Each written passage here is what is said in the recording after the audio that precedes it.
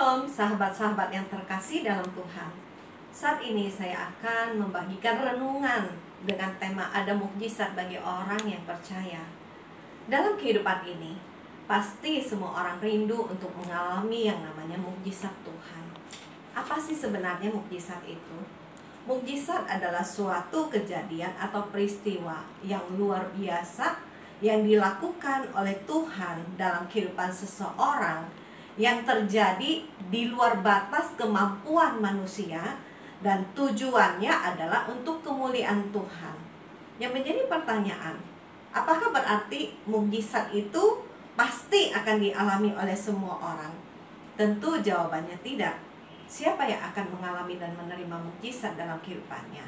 Yaitu orang-orang yang sungguh-sungguh percaya kepada Tuhan dan yang mau taat akan perintah-perintah Tuhan.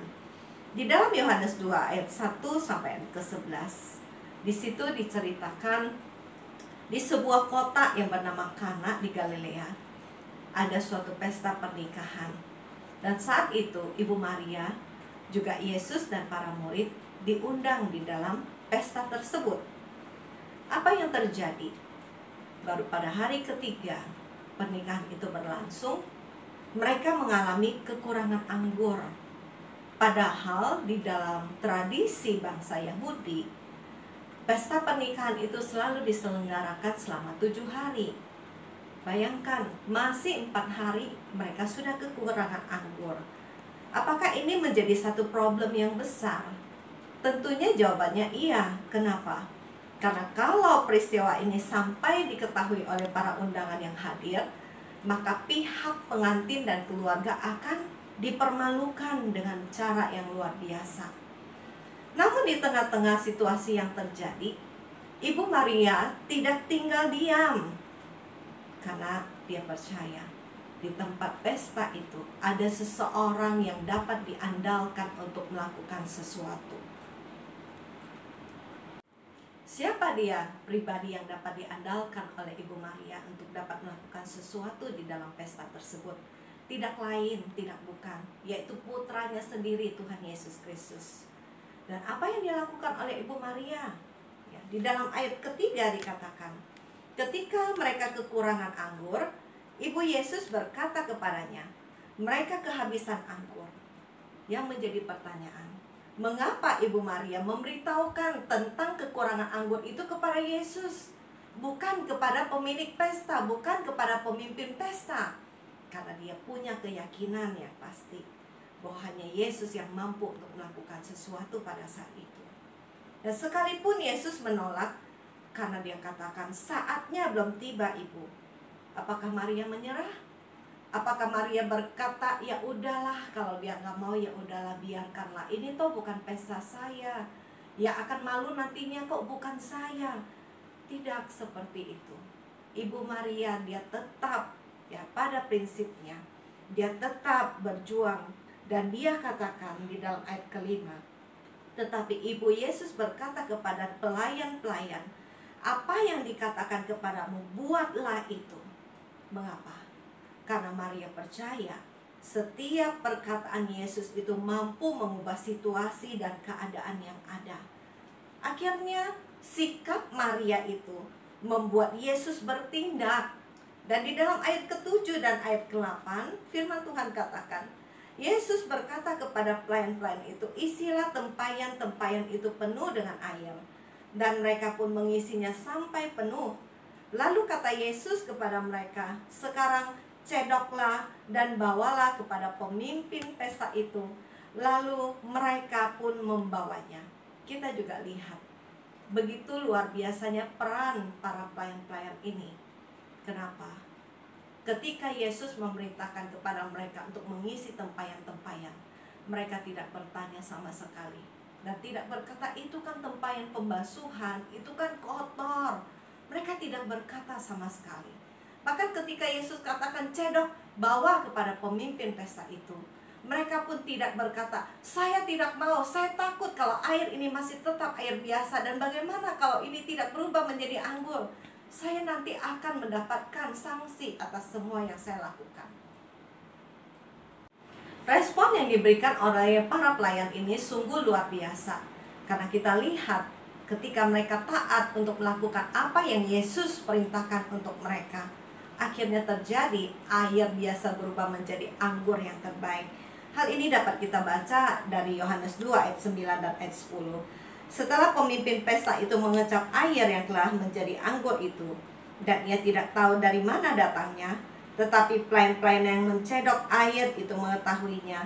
Dia memanggil mempelai laki-laki dan berkata kepadanya, setiap orang yang menghidangkan anggur yang baik dulu, dan sesudah orang puas minum barulah yang kurang baik. Akan tetapi engkau menyimpan anggur yang baik sampai sekarang. Kita lihat mukjizat yang Yesus lakukan itu mendatangkan kemuliaan bagi nama Tuhan, dan juga membawa murid-muridnya untuk menjadi percaya kepada Dia, bahwa Dia adalah Tuhan dan Juru Selamat. Saya juga memiliki kesaksian tentang kebesaran Tuhan dalam kehidupan kami. Beberapa bulan yang lalu, ketika suami saya diizinkan untuk sakit secara mendadak, di mana ketika pagi itu dia berangkat dalam keadaan sehat ke kantor, apa yang terjadi? Dalam hitungan beberapa jam ke depan, dia tiba-tiba tidak sadarkan diri. Secara manusia, saya panik untuk melihat itu, tapi saya mengucap syukur karena Tuhan menjaga hati saya supaya tetap pegang teguh kepada janji firman dan janji penyertaannya. Saya katakan, saya berseru, Tuhan tolong suami saya, Tuhan selamatkan dia, Tuhan luputkan dia.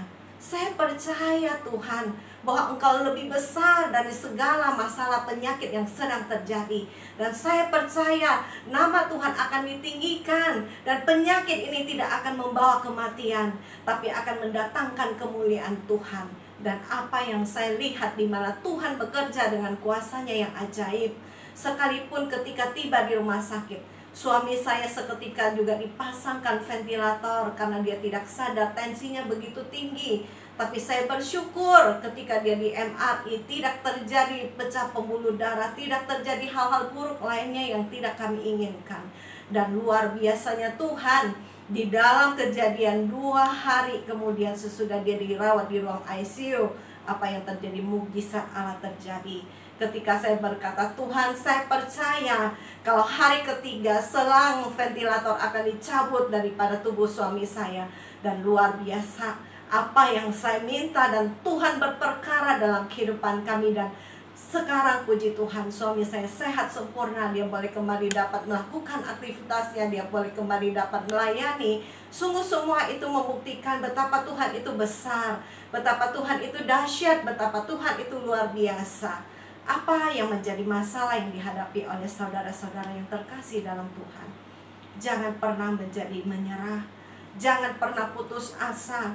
Jangan kita mulai berpikir situasi yang saya hadapi terlalu sulit, keadaan ekonomi saya sudah terlalu jatuh, bahkan saya sudah tidak mampu berbuat apa-apa sama sekali.